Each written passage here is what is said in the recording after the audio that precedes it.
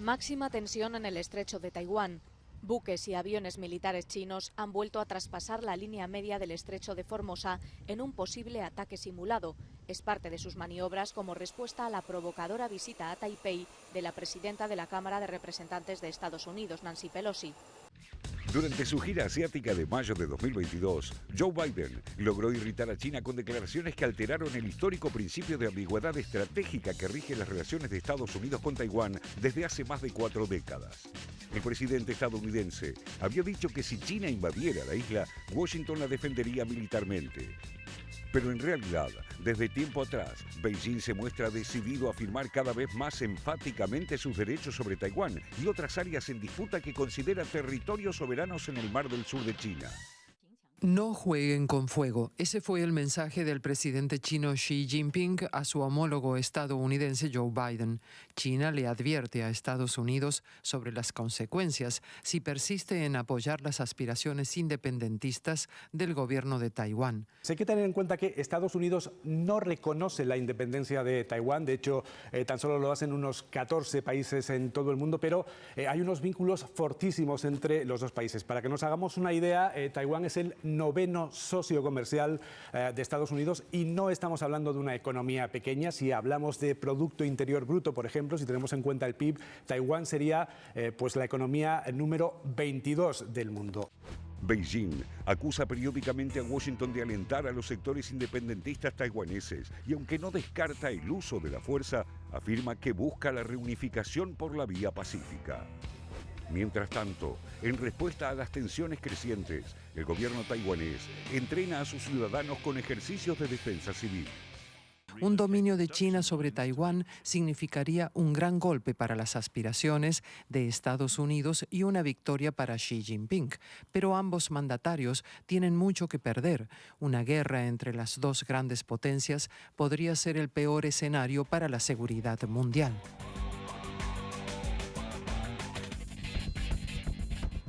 Abrimos las preguntas con este tape disparador de inicio de nuestro programa para tratar, como decíamos recién en el pase, de entender un poco más. La verdad que lo hemos escuchado durante toda esta semana, una tensión de las dos principales potencias del mundo, pero uno se pregunta, o yo por lo menos me sigo preguntando, el por qué. ¿Por qué la visita de la tercera funcionaria más importante de Estados Unidos, nada más y nada menos, a un lugar detona o puede detonar una crisis entre dos países que son socios comerciales, dos potencias que son socios comerciales, que tienen fortísimos vínculos, que una, China, es un gran acreedor de Estados Unidos, que tiene muchísimas vinculaciones? Bueno, sin embargo, está esta tensión. También me pregunto, ¿es para la tribuna? ¿No? ¿Hay que demostrar fuerza? Por eso, como yo no entiendo mucho, traigo dos especialistas en este tema y vamos a seguirnos preguntando con otros especialistas más que se van a sumar al programa. Santiago Notarfrancesco es abogado y también especialista en China contemporánea. ¿Cómo va? ¿Cómo andamos, Santi? Buenas noches, gracias por estar. Muy bien, por suerte. Y Marcelo Taborda, periodista internacional de Redacción Mayo, un asiduo de la casa. Gracias por estar nuevamente, Marcelo. No, gracias por la invitación, Martín. Bueno, a ver, explíquenme primero, o desbúrrenme, por qué si una funcionaria estadounidense visita un lugar como Taiwán, el lugar reconocido como país por 14 países en el mundo, si no me equivoco, y por otros directamente reconocido como parte de China, ¿por qué se provoca esta tensión entre estas dos potencias? ¿Querés empezar, Marcelo? Sí, sin perjuicio que después pasemos la pelota acá al experto, pero en principio la visita de Pelosi tuvo una serie de connotaciones.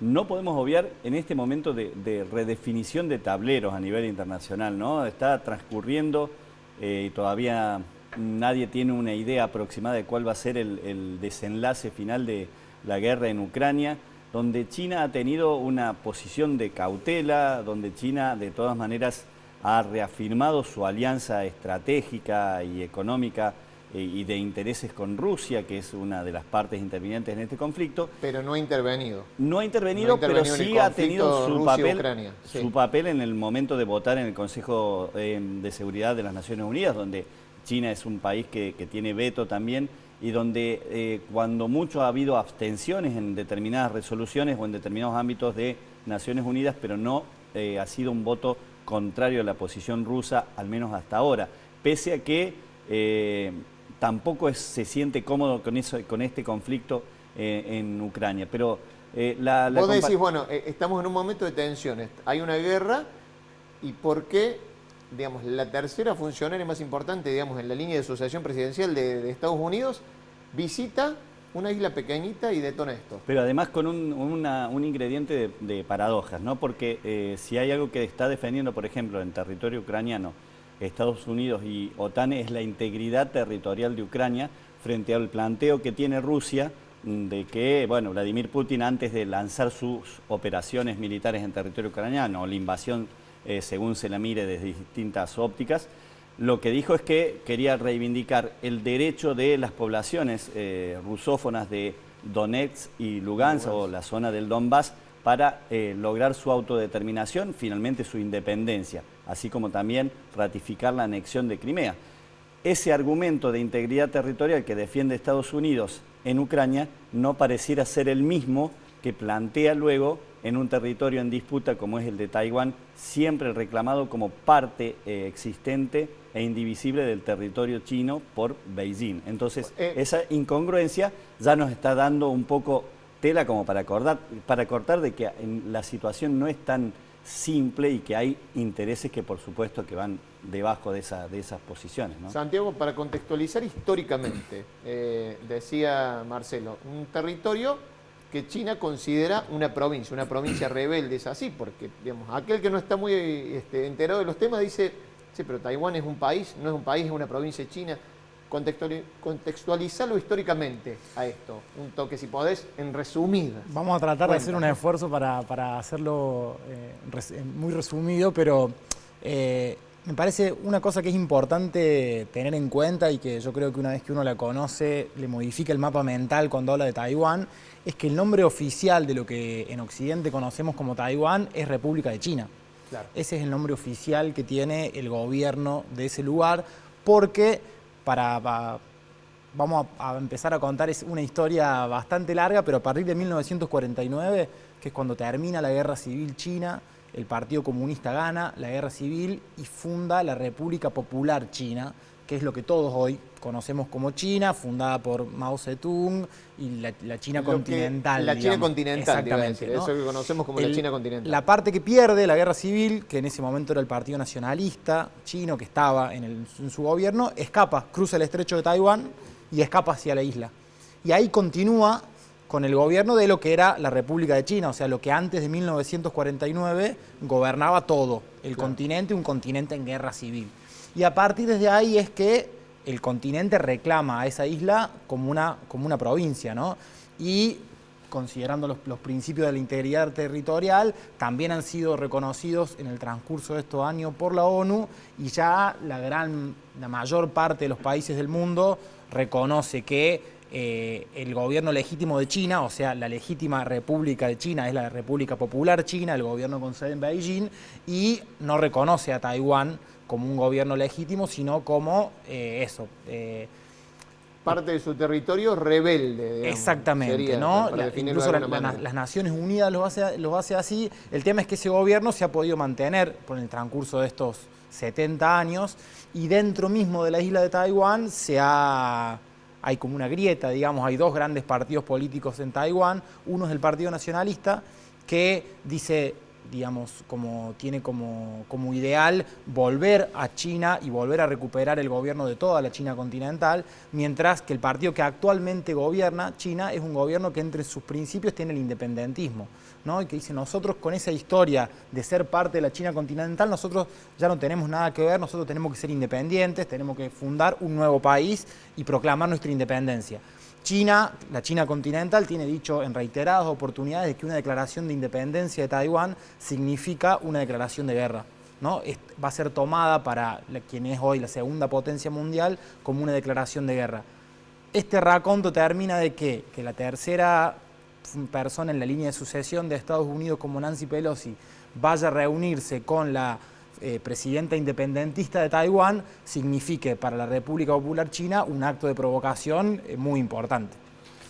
¿Cuál es? Sí, Marcelo. No, que simplemente más allá de lo que pudiera decir Pelosi, que trató, o el propio Joe Biden, que trató de deslindar responsabilidades como diciendo, el Congreso es un organismo independiente de lo que puede ser el Poder Ejecutivo en Estados Unidos, entonces yo no puedo frenar si es una decisión personal. Pero Pelosi ya había estado también encabezando una protesta en el 89. Pero perdón, Marcelo, ¿puede haber una decisión personal en algo tan importante? Digo, la tercera persona más importante de la política estadounidense que vaya y viaje. Y siendo del mismo partido que el presidente. En todo partido. caso... ¿Puede haber esas decisiones? No, digo, se lo vamos a preguntar ya a un ex diplomático, pero en realidad quiero saber eso.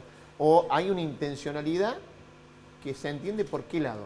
No, sentido común te dice que no debería haber esa posición tan divergente, si es que la tienen, porque lo que está en riesgo ahí es la posición ni más ni menos que del país. Por más que se trató de decir que Pelosi fue a título personal o trataron de bajarle el perfil en ese sentido, porque todo esto suma también elementos o focos de tensión. Hablábamos antes fuera de cámara con Santiago, lo que implican después los ejercicios militares con fuego real que está realizando China en la región, que suman esa tensión, y no puede uno dejar de volver atrás y hacer la comparación, y no es que sea reiterativo con lo de Ucrania, porque todo el mundo pensó que el desplazamiento de tropas que estaba realizando Vladimir Putin hacia la frontera con Ucrania era una suerte de demostración de fuerza y que no iba a pasar más que de tensiones o de una suerte de posicionamiento para tratar de ganar una suerte de batalla psicológica. Y sin embargo, llevamos, desde el mes de febrero, varios meses ya sin tregua de una guerra que todavía no sabemos exactamente cuántas víctimas está dejando en el campo de batalla, ¿no? Lo voy a sumar a esta mesa de redacción abierta a Diego Guelar, es abogado, diplomático, político y ex embajador en China en el periodo 2015-2019. Guelar, ¿cómo le va? Buenas noches, gracias por estar aquí en Redacción Abierta.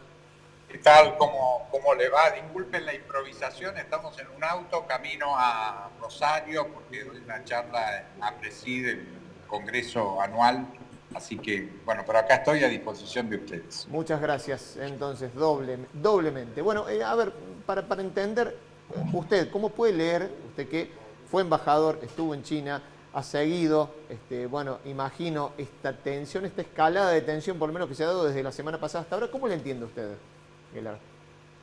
Bueno, la escalada hay que entenderla a la luz de un fenómeno que tiene muchas décadas, el conflicto entre China y Estados Unidos a raíz de la independencia de Taiwán o de la autonomía de Taiwán. Eso es un tema muy grave. Para explicarlo, Taiwán es a China lo que Malvinas es para los argentinos. Es decir, es la expresión de la recuperación de su plena soberanía. Hay un acuerdo de defensa entre Taiwán y Estados Unidos por el cual cualquier ataque a Taiwán por parte de China comunista, de China continental, sería una declaración de guerra a los Estados Unidos.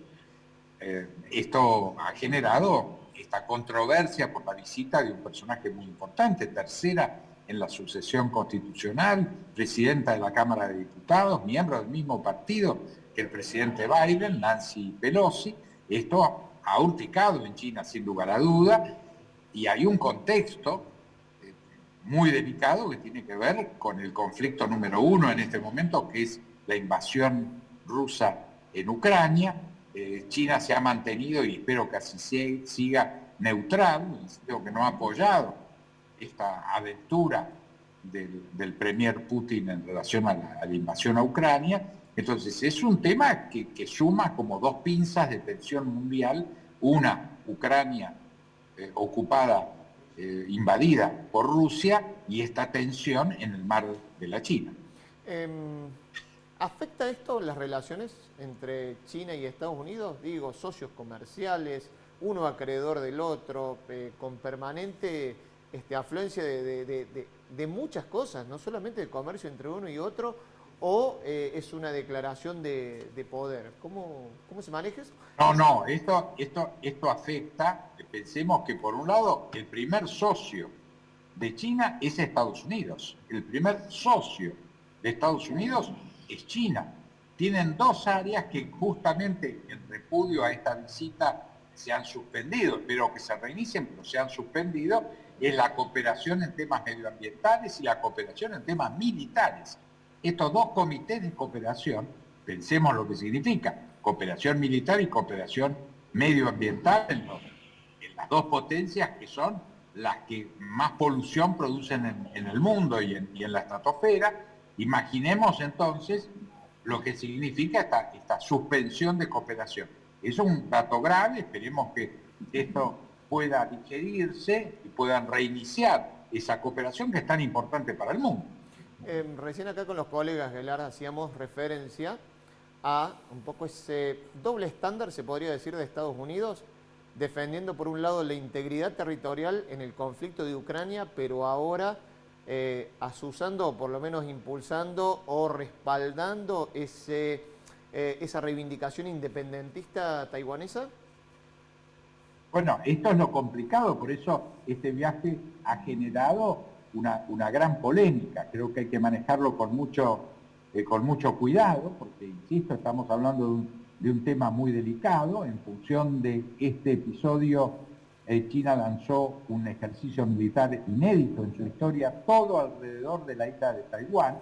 Imaginemos si hubiera habido algún accidente no deseado en este ejercicio, bueno, estaríamos hablando de un conflicto mayor.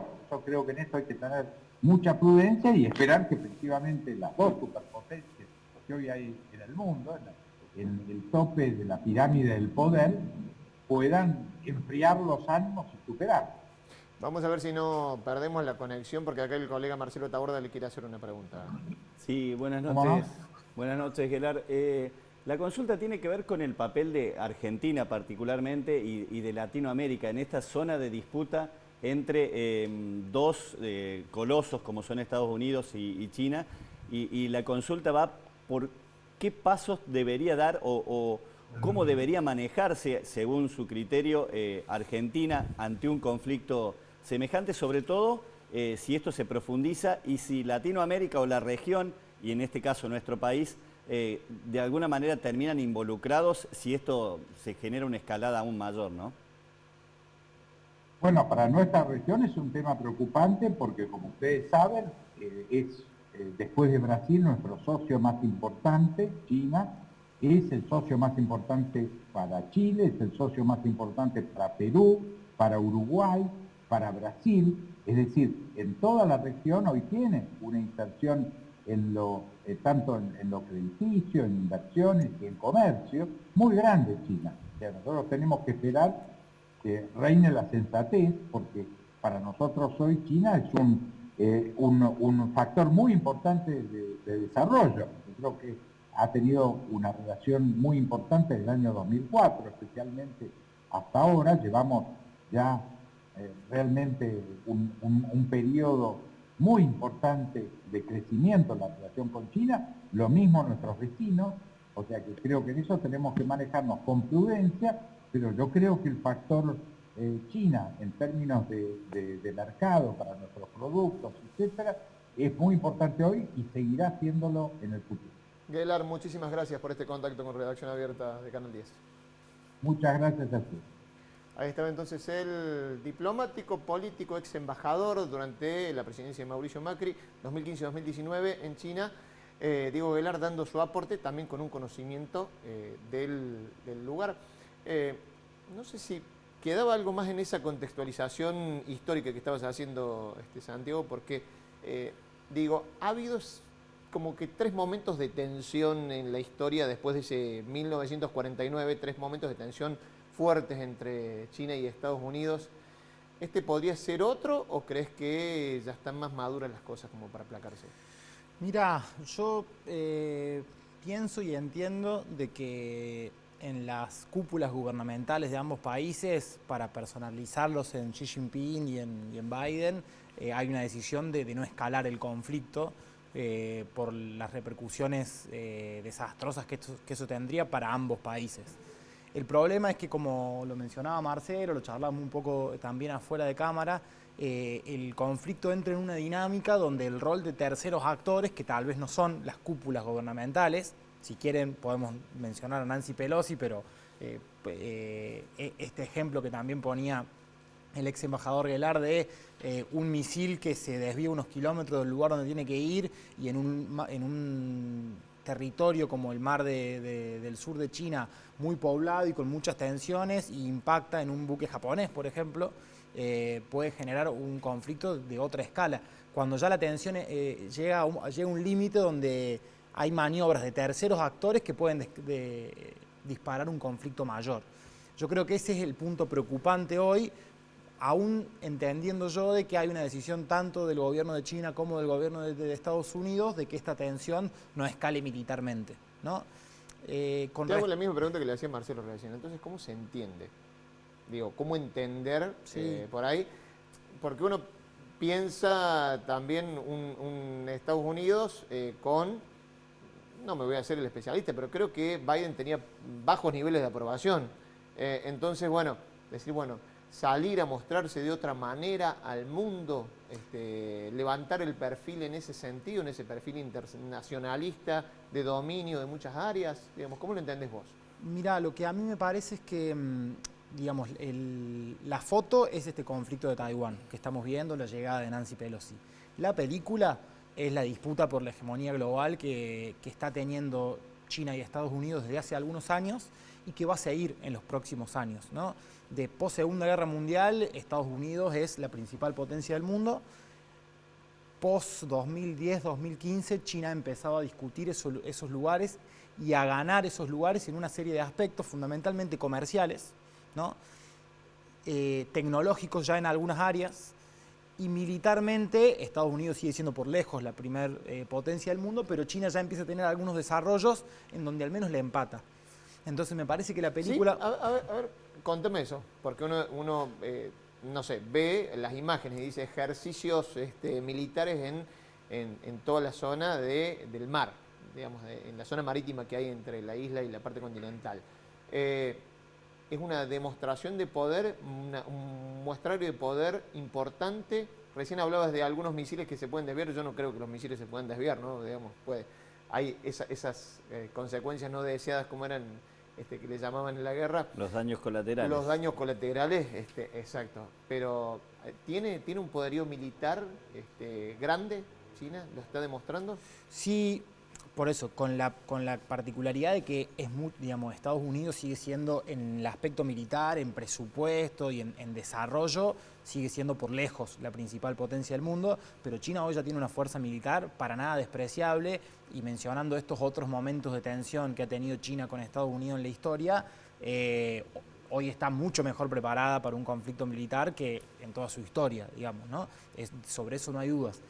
Con esto no quiero decir que se esté preparando para un conflicto militar o que esté deseando eso, pero sí de que tiene misiles supersónicos, portaaviones, también el territorio, en el caso de Taiwán, lo favorece, la situación geográfica lo favorece, pero también el gobierno chino es muy consciente de que en la isla de Taiwán es una isla bastante pequeña, pero viven 25 millones de personas.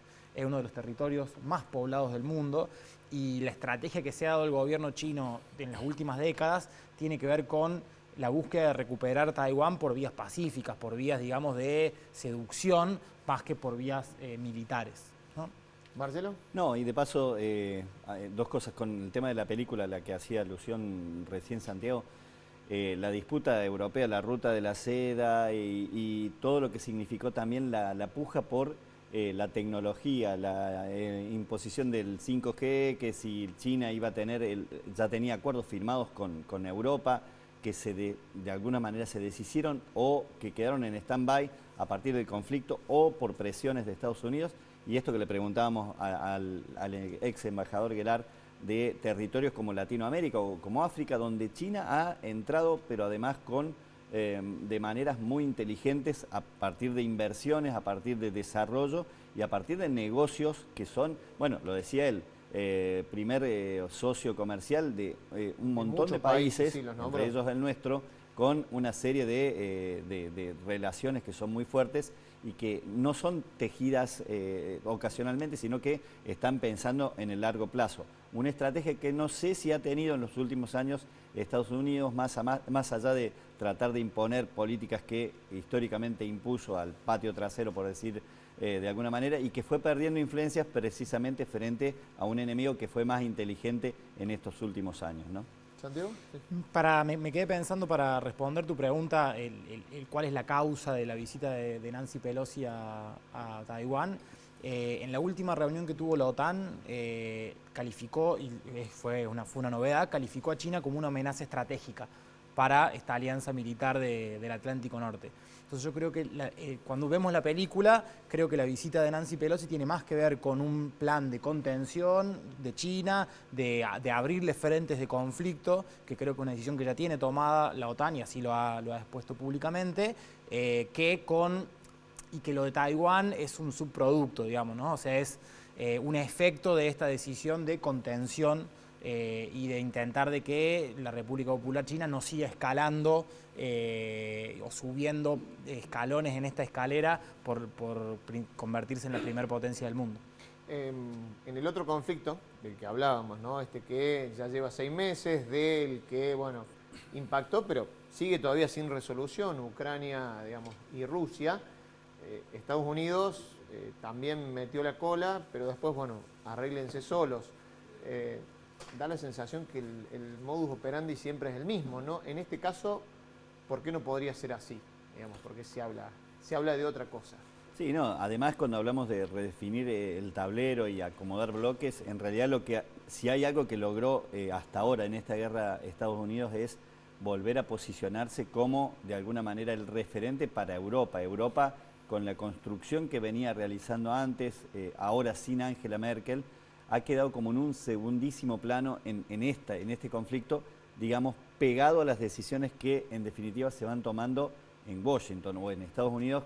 Es la OTAN, pero es Estados Unidos el que llevó adelante una serie de lineamientos y hay muchos críticos europeos, no solamente políticos, sino analistas que están bregando por la pérdida de peso específico que han tenido los gobiernos europeos en este conflicto, sumados a una estrategia que responde más claramente a la idea de recuperar la hegemonía que venía perdiendo Estados Unidos y que de alguna manera se había potenciado con el gobierno de Donald Trump, donde Estados Unidos había dejado de ocupar el centro de la escena en algunos lugares estratégicos, el cambio climático, el tema del comercio mundial, el tratado internacional que abroquelaba más países. Bueno, China se ofreció gentilmente en ese caso, entre comillas, para ocupar ese espacio, para ser garante de una serie de tratados.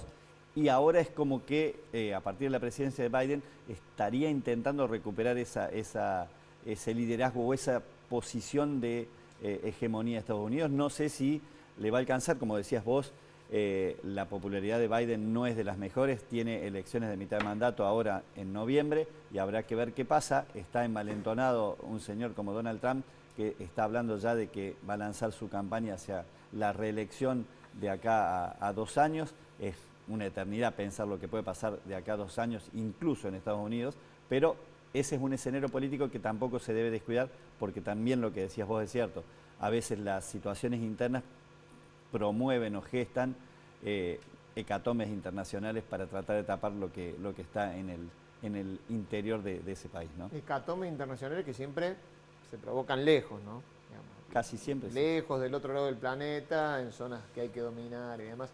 Recién le preguntabas a Guelar el tema del impacto en la región. ¿Cómo se puede leer la posición argentina? Guelar, en otras entrevistas, no se lo preguntamos acá, pero ha sido muy crítico de lo que dijo Vaca Narvaja, el embajador argentino en China. ¿Cómo lo leen ustedes a eso? Santiago. Yo, respecto a eso... A ver, se entiende la posición de Guelar porque es obviamente crítico del gobierno actual, digamos, ex embajador de Macri, pero, decía él, no tendría por qué inmiscuirse el embajador argentino en estas cuestiones. Es que ahí, yo creo que ahí la Argentina tiene una verdadera política de Estado. Generalmente no es como una queja común entre nosotros y los argentinos, la falta de políticas de Estado. Respecto a Taiwán hay una bastante seria. En 1972, cuando Argentina normaliza las relaciones diplomáticas con China, este año se cumplen 50 años, por eso fue el viaje de Alberto Fernández en febrero. En el documento donde se normalizan las relaciones diplomáticas entre Argentina y China, Argentina reconoce el principio de una sola China y con esto la soberanía de la República Popular China sobre Taiwán. Y China reconoce la soberanía de Argentina sobre las Islas Malvinas. Esto es un principio que se ha mantenido durante 50 años, o sea, piensen que esto fue firmado en la dictadura de Lanusse, si no me equivoco. Y se ha mantenido por todos los gobiernos de distintos signos políticos. Por eso creo que es un error ponerlos en términos de un embajador de Alberto Fernández, por eso defiende a China, y el ex embajador defiende a Estados Unidos porque era más cercano a Macri. Acá hay una política de Estado que yo creo que es muy importante que Argentina defienda, no solamente por la posición que pueda tener cada una respecto a Taiwán, sino porque China es la principal potencia del mundo que defiende la soberanía argentina sobre las Islas Malvinas. Es el único de los países dentro del Consejo de Seguridad de las Naciones Unidas que vota siempre con Argentina respecto a nuestra soberanía sobre las islas, basado en este principio de integridad territorial y basado en esta reciprocidad que mantenemos entre los dos países desde hace 50 años, donde nosotros reconocemos la integridad territorial china y por ende la soberanía de la República Popular China sobre Taiwán, y China reconoce nuestra soberanía sobre las Islas Malvinas. Yo creo que eso es algo súper importante, que es una política de Estado y que en el medio de esto y a veces y de las grietas es importante no perder de vista. Quédate ahí, Marcelo, porque ya te consulto, pero lo vamos a saludar, lo vamos a sumar también a Sergio Cesarín, es politólogo, especialista en China, licenciado en Relaciones Internacionales e investigador del CONICET. Sergio, ¿cómo te va? Buenas noches. Gracias por sumarte a Redacción Libertad. Hola, ¿qué tal? Gracias. ¿Me escuchan? Perfecto, llegás perfecto en imagen y sonido. Bueno, a ver, hemos estado hablando bastante sobre esto y queríamos tener tu opinión como especialista sobre cómo lees, en qué puede escalar esta tensión entre China y Estados Unidos por la visita de Nancy Pelosi a Taiwán. Bueno, de hecho la visita lo que hizo ya es escalar una tensión que tiene varios años, ¿no?, de procesamiento. En primer lugar, en líneas generales lo que se me ocurre decir es que, bueno, el conflicto entre China y Taiwán es un conflicto heredado de la Guerra Fría. Lo que ocurre es que hasta de alguna manera la gestión de la tensión entre China y Taiwán con la intermediación de Estados Unidos o con la intervención de Estados Unidos pudo ser gestionada de manera más o menos regulada, más o menos estable, en tanto y en cuanto las asimetrías de poder entre Estados Unidos y China eran inmensas, fundamentalmente en el campo económico, sí, pero tecnológico y militar.